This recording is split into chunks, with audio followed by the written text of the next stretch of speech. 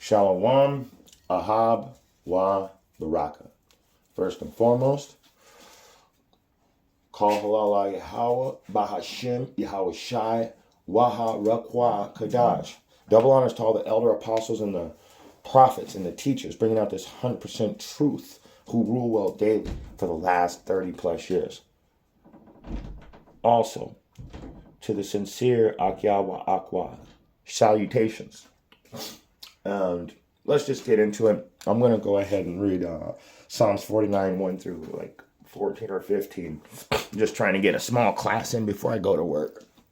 So let's go. Let's go. Let's go. Let's go. I'm kind of quiet because I got all the kids sleeping in the house right now. Or I just let loose. But anyway, starting from the top, Psalms 49 and 1. It says, to the chief musician, a psalm for the sons of Korah. Hear this, all ye people, give ear. All ye inhabitants of the world, the whole ass world, not just Israel on this one, both low and high, rich and poor, together. My mouth shall speak of wisdom, and the meditation of my heart shall be of understanding. And we all know that the heart means mind. So he's always going to be studying the basic knowledge and wisdom of the scriptures. I will incline my ear to a parable. I will open my dark sayings upon the harp. Now, when I hear that, I got to go right to it. When I hear somebody's going to open their dark sayings upon the harp, it's like, oh, you're going to play the song. And what song is that? Because there's a specific song in Revelation chapter 14 that only the 144,000 could play. So let's get it. This is 14 and 3. And they sung a song, as it were, a new song before the throne and before the four beasts and the elders. And no man could learn the song but the 144,000, which were redeemed from earth. So when I hear about the parables being sung on a harp, I'm thinking, oh, that's the 144,000, because the verse right before it says that his lips are going to speak wisdom, and his heart, which is his mind, is always going to be meditating on understanding. So he's always going to be in the scripture studying the truth. Let's keep going. Let's go back over to Psalm 49. It's been giving me a problem. It's super slow lately. But keep going. So let's start. Let's pick up where we left off. Go to verse 5. Verse 5 reads, there you go. Do it like that for you. There. Wherefore should I fear in the days of evil, when iniquity of my heels shall compass about me? So it's saying, very simple. Why should I fear when my enemies surround me? And that's a good question. Why should you fear when your enemies surround you? Let's go to Psalms chapter 23. And we're going to go down to the point, which is in verse 4. Yea, though I walk through the valley of death, of the shadow, yea, though I walk through the valley of the shadow of death, I will fear no evil, for thou art with me, thy rod and thy staff, they comfort me. So, why should I fear when my enemy surrounds me? I shouldn't. I fear no evil. Why should I? I have Yahweh Bahashem, Yahweh Shai with me. My faith doesn't allow me to be scared of you.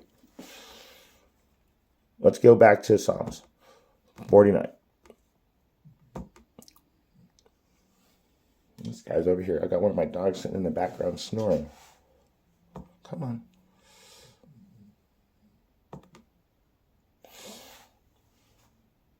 Come on. All right. We'll pick up where we left off. Okay, let's keep going. Verse 6. They that trust in their wealth and boast themselves in the multitude of their riches. And we all know somebody like that. I had a guy just yesterday tell me, Yeah, what's up? I got my own land. I mean, I don't even know why he just started blabbing off about all the great things he had. I got my own landscaping company. I got this truck. I got a quad. I got another this and that. And I'm like, and what's the point? But the point is like for this class, the guy was legitimately just boasting in all his riches of all the great things that he had. They trust in their wealth and boast themselves in the multitude of their riches. None of them can by any means redeem his brother nor give to Yahweh a ransom for him. You can't use any of that money to get your ass out of any spiritual jams. Yahweh ain't taking cash. He takes faith, honesty, truth, and the followers of instruction. So you ain't going to be able to buy your way out of this one. So you think that you're not going to give to Yahweh a ransom for him. And so let me read that again. None of them can by any means redeem his brother. You can't do it, nor give to Yahweh a ransom for him. So all your great riches and all your boasting about you, it's worthless. In other words, it's cankered. For the redemption of their soul is precious, and it ceaseth forever. So let's get this because oh man, I love it when they boast in their riches. So we gotta get a precept real quick. Let's go to Matthew.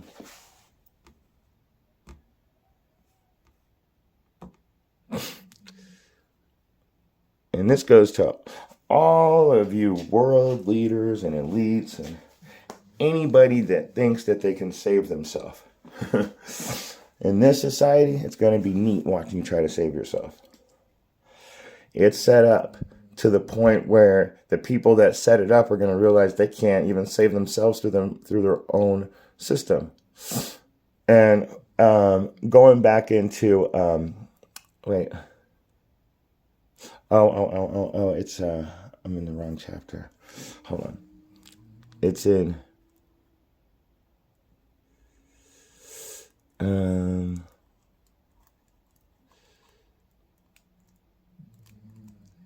there it is.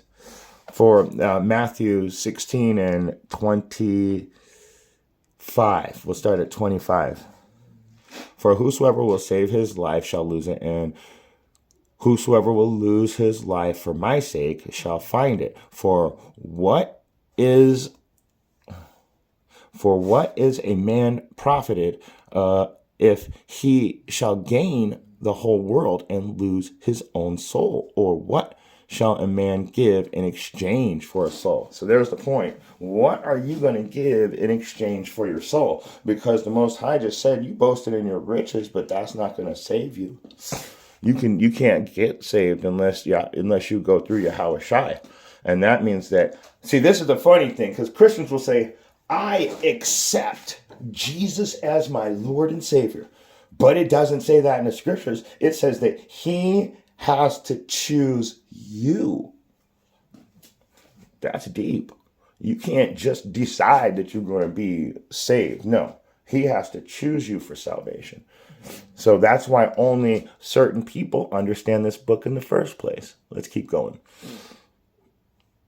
And why is it so small? I mean, we can go a little bit bigger, right? We can go just a little bit bigger. Anyway, all right, let's go back over to Psalm. No, we can't go a little bit bigger.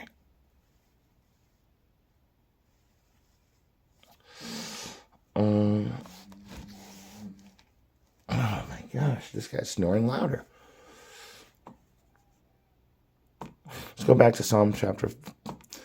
So you can't, what are you going to trade for your soul with all your riches? You're not going to be able to do anything with it. You're going to get rich, you're going to die, and somebody else is going to take over. And that's what really happens. So let's go back to, let's pick up where we left off and go to verse 9. Let's start at 8 though. For the redemption of the soul is precious, and it ceaseth forever, that it should still live forever, and not see corruption. For he seeth that wise men die, like the fool and the brutish person perish, and leave their wealth to others.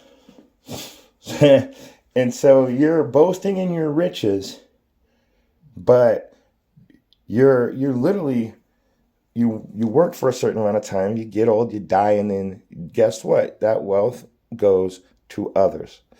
So let's get a precept on that real quick. I love this precept too. This is one of my favorites because these the people in today's society, the only thing that actually matters to them is saying, I have this, I have that.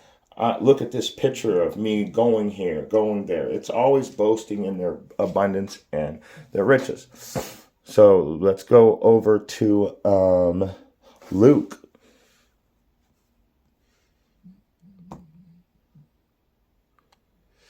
Come on, Luke. Chapter 12.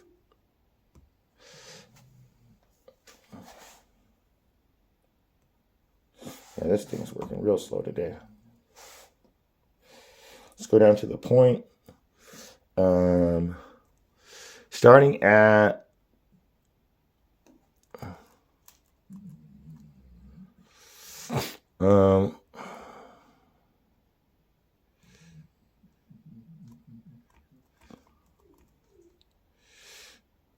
there it is. I'm going to go Luke 12 and 19 because you guys are boasting in your abundance and riches. It's like you don't ever actually truly read the Bible. And if you did, you didn't understand it. Let me show you something. This is Luke chapter 12, starting at verse 19. And I will say to my soul, soul, thou hast much goods laid up for many years. Take thine ease, eat, drink, be merry. But Yahweh said unto him, thou fool, this night thy soul shall be required of thee. Then whose shall those things be which thou hast provided?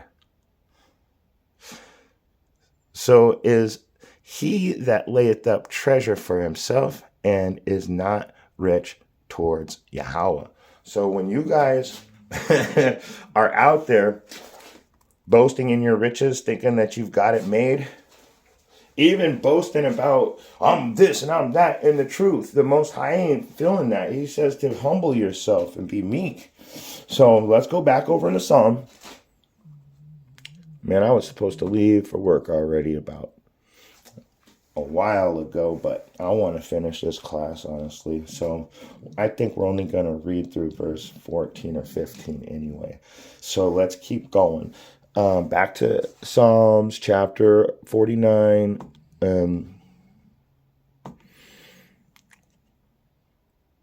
Picking up where we left off.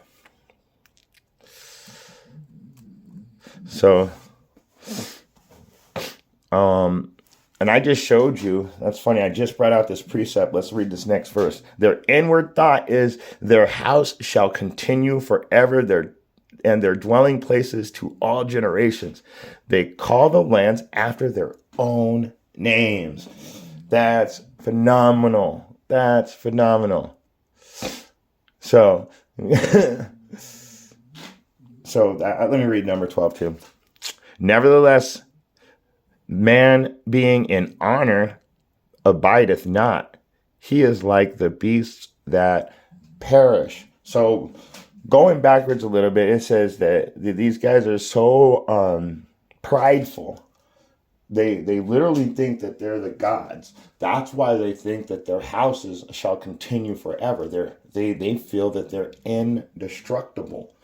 And then they say they call the lands after their own names. Well, I got a few right here. Let me see. America, Africa. I've heard of place St. Petersburg. How about this? Epstein Island. They're very prideful. They're very, very prideful. So let's keep going. This is their way, is their folly. Yet their prosperity above their sayings, Salah. So, was that 13? Watch this. This is the fate of those who trust in themselves and of their followers who approve of their sayings. So let me read it. Let me read it again to you now that you understand what it's saying. This their way is their folly, yet their prosperity approve their sayings. So watch this. The word folly, to hold the truth in contempt by choosing to make our own path. Someone who lacks proper fear of Yahweh. So that's folly. So their folly is lacking the proper fear of Yahweh. So if you don't have proper fear of Yahweh, what does that mean? You're not following the instructions. It's a real simple task. You just got to follow the instructions. And if you can't do that, then you're not really worthy of the kingdom. And none of us are. None of us can say, yeah, I follow all the instructions. Because if you did, that was your first lie. And we all know that. So let me read one more. So we know that that this is the fate of those who trust in themselves and the approval of their partners or of their sayings, like the followers. So these are those who trust in themselves and their followers. Now, verse 14. Like sheep, they are laid in the grave. Death shall feed upon them, and the upright shall have dominion over them in the morning, and their beauty shall consume in the grave from their dwelling. So the people that trust in their riches, the people that think that they're going to be able to save themselves and buy their way out of the situation that we're getting into, we're coming into Jacob's trouble. And it's coming like a tidal wave. And everybody can see it. Most people are in denial. But the ones that aren't, they know this is actually getting ready to happen. And all you people that think that you're just going to be able to pay your way, you're going to find out money doesn't work in the kingdom. And with that being said, if you got eyes to see and ears to hear, I can only pray that you got something out of this message. Shalom.